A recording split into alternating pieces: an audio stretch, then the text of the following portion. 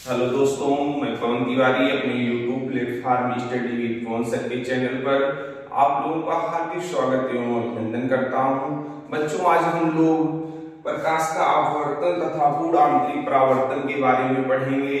बच्चों, आप लोग देखते होंगे बहुत सी घटनाएं हमारे जीवन में दिन प्रतिदिन होती हैं। जैसे रात के समय बच्चों देखते होंगे तारे टिमटिमाते हैं, तो यह घटना किस पे आधारित है? प्रकाश के अपवर्तन पे आधारित है। जैसे आप कहीं तालाब के पास जाइए, तालाब के अंदर देखेंगे मछलियां तैर रही हैं। जब पकड़ने का प्रयास करते हैं तो मछली क्या होती है? वास्तविक गहराई से अधिक गहरी दिखती है। तो स्विमिंग पूल में जाते होंगे तैरने, स्विमिंग पूल का वास्तविक गहराई से अधिक गहरा दिखाई पड़ना किस घटना पे आधारित है? प्रकाश के अपवर्तन पे आधारित है। जैसे पानी में आप एक सिक्का डाल दीजिए तो सिक्का कैसा दिखता है? उभरा हुआ दिखता है। जैसे लगेगा सिक्का पानी में ऊपर है, लेकिन पानी में क्या रहता है? नीचे रहता है। और पानी में आप एक कांच की छड़ को डाल दीजिए या लोहे की छड़ को डाल देंगे तो आपको तिरछा दिखता हुआ दिखाई पड़ता है। किस घटना पे आधारित है? प्रकाश के अपवर्तन पे आधारित है। दूसरा है पूर्ण आंतरिक परावर्तन। पूर्ण आंतरिक परावर्तन, जैसे हीरा देखते हैं, हीरा चमकता हुआ दिखाई पड़ता है। पूर्ण आंतरिक परावर्तन के कारण गर्मी के समय में मिर्ग मरीचिका बनती है। जैसे रोड पे चल रहे हैं तो जैसे लगेगा पानी दिख रहा है। किस घटना पे आधारित है? पूर्ण आंतरिक परावर्तन पे आधारित है। आज यही बच्चों हम लोग पढ़ेंगे प्रकाश का अपवर्तन तथा पूर्ण आंतरिक परावर्तन।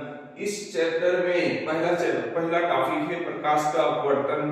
बच्चों, प्रकाश का अपवर्तन किसे कहते हैं? प्रकाश के अपवर्तन के कितने नियम होते हैं? हर बार एग्जाम में पूछा जाता है। Very most topic refraction of light है। तो देखेंगे प्रकाश का अपवर्तन। जब कोई प्रकाश की किरण एक पारदर्शी माध्यम से दूसरे पारदर्शी माध्यम में प्रवेश करती है तो अपने मार्ग से विचलित हो जाती है। यह घटना प्रकाश का अपवर्तन कहलाता है। या ऐसा कह सकते हैं, जब कोई प्रकाश की किरण किसी सघन माध्यम बच्चों कांच होता है, सघन माध्यम से विरल माध्यम जैसे वायु में प्रवेश करती है तो अभिलंब से दूर हट जाती है। यह घटना प्रकाश का अपवर्तन कहलाता है। या इसके विपरीत बता सकते हो, जब कोई प्रकाश की किरण किसी विरल माध्यम जैसे वायु से किसी सघन माध्यम जैसे कांच में प्रवेश करती है तो अभिलंब की तरफ झुक जाती है।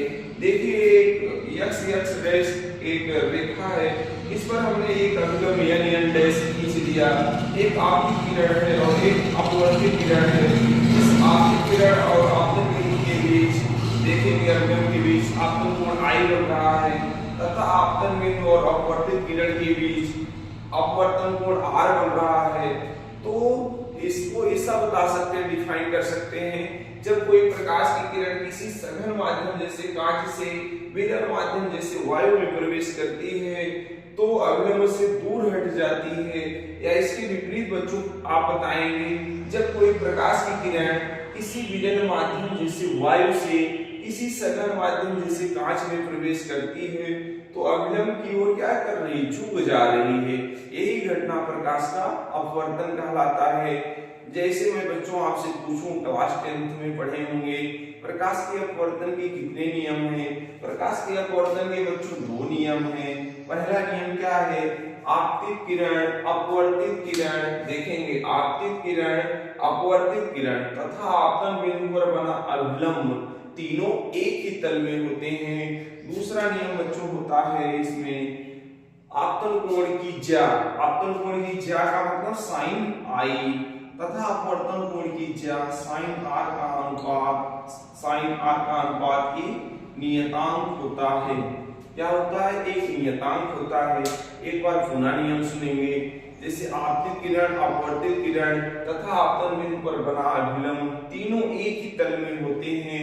आपतन कोण I तथा अपवर्तन कोण R की ज्या का अनुपात एक नियतांक होता है। sin I बटे sin R बराबर नियतांक या 1n2 कह सकते हैं। 1n2 का मतलब बच्चों होता है प्रकाश की किरण का पहले माध्यम से दूसरे माध्यम में प्रवेश करना। या 2n2 का क्या कह सकते हैं?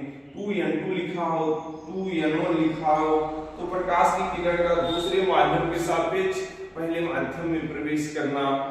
टू अननोन कहलाता है। बच्चों हमारे चैनल को अधिक से अधिक लोगों से सब्सक्राइब कराइए, जिससे मैं अच्छा कंटेंट आपको अवेलेबल करा सकूं। थैंक यू बच्चों।